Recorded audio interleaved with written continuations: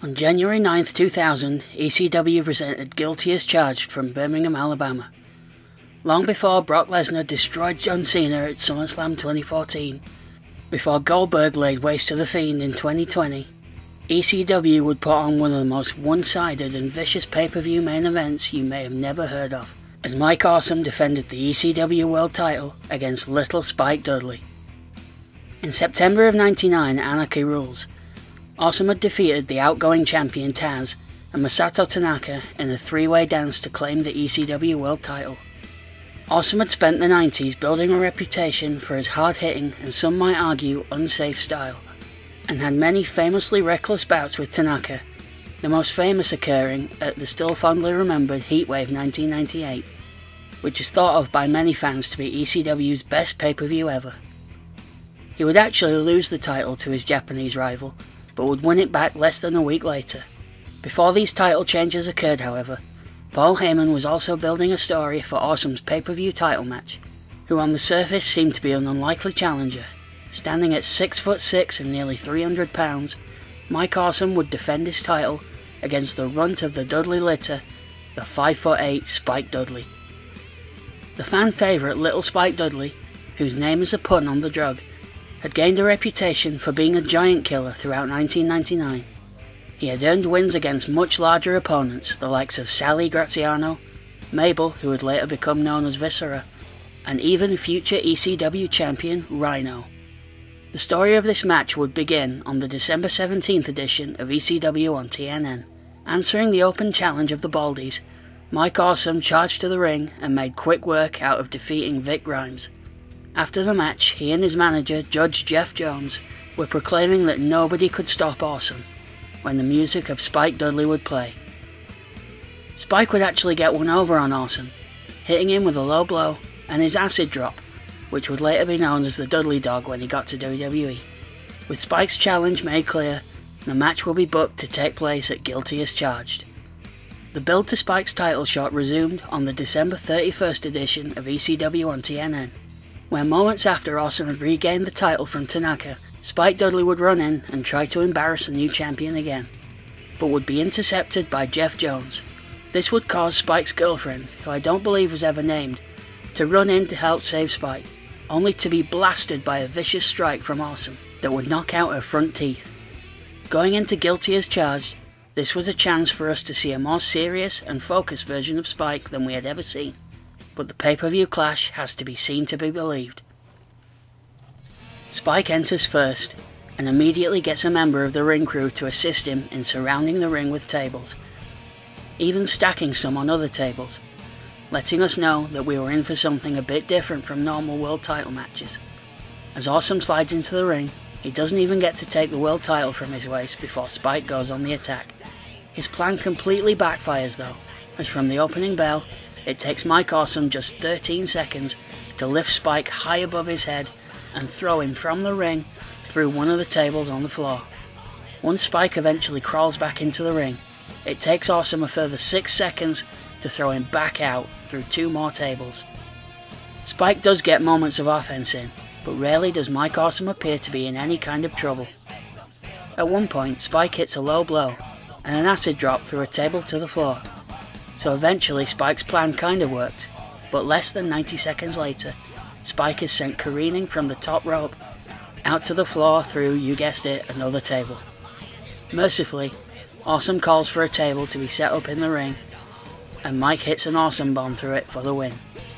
At this point, you might be wondering why I chose to write, record and edit a video about this car crash of a pay-per-view main event, and the honest reason is that after all these years, this match was so different from any other pay-per-view world title match that the memory of it stuck with me. Most of this match is frankly uncomfortable viewing at points, but I have to admire the sheer recklessness and ambition of Paul Heyman to book such a match. Despite this, I've never once considered what the critical reception might have been at the time, so I searched for Dave Meltzer's review. He rated this match 3.5 stars, more than anything else on the show, including a match between Rob Van Dam and Sabu, noting how well Spike sold the beating he took, although something tells me not a lot of it was selling though. From a business perspective, ECW was in an interesting position as they went into 2000. They recently had lost the Dudley Boys and Taz, 3 of ECW's biggest stars who all went to WWE, but they had also regained Raven and the Sandman, who both left WCW not exactly looking like stars. This match felt like a risky idea, but one could argue that the strong undercard allowed for Heyman to take a chance with this main event. The Alabama fans had already seen a battle between former tag team partners Sabu and RVD over the television title, which Van Dam had held for 20 months at this point.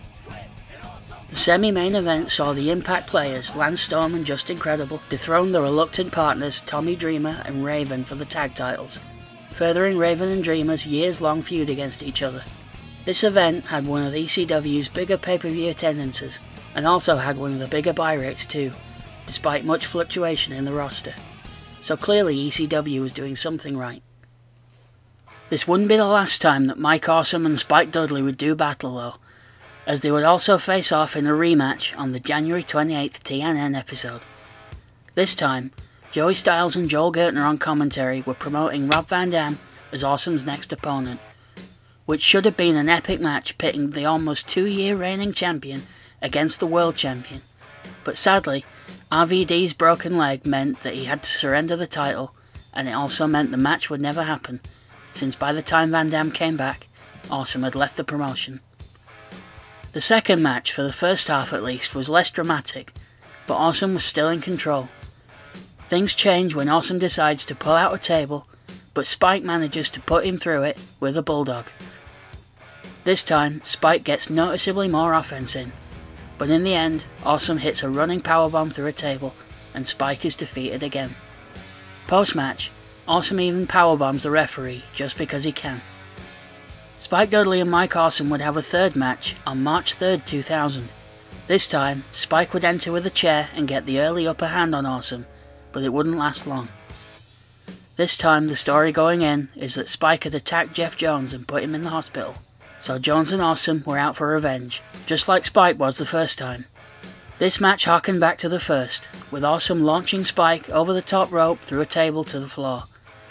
We clearly missed a lot though, as coming back from the break we jumped to Spike hitting a bulldog on Awesome off the stage through a table. Spike takes 3 more powerbombs, and somehow slightly gets his shoulder up. Awesome hits another powerbomb through a table in the corner like the last match to get the win for the 3rd time. Honestly, when I started writing this video, I only knew about the Guilty as Charged match, and how brutal it was.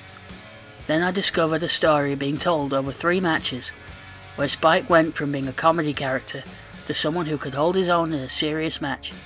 If anything, watching all 3 of these matches back to back, you really see the development of Spike Dudley, which he sorely needed in the absence of Bubba Ray and Devon. It's almost like Paul Heyman knew what he was doing. Going forward, Paul Heyman had big plans for Awesome as his world champion, but they would soon come to a halt when Awesome defected to WCW while still holding the ECW title. Awesome would appear on the April 10th Nitro, attacking Kevin Nash and becoming a part of the New Blood faction that defined much of 2000 WCW. Paul Heyman quickly threatened legal action, knowing what Eric had previously done with another company's belt, and a compromise was made. WCW contracted Awesome would appear at one final ECW event to lose to, of all people, WWE contracted talent Taz, making for a strange meeting between the 3 biggest companies of the age. On the following week's SmackDown, Taz would lose fairly decisively to WWE Champion Triple H, in a match remembered by most as making ECW's new champion look bad. So WWE didn't exactly come out looking like the heroes here.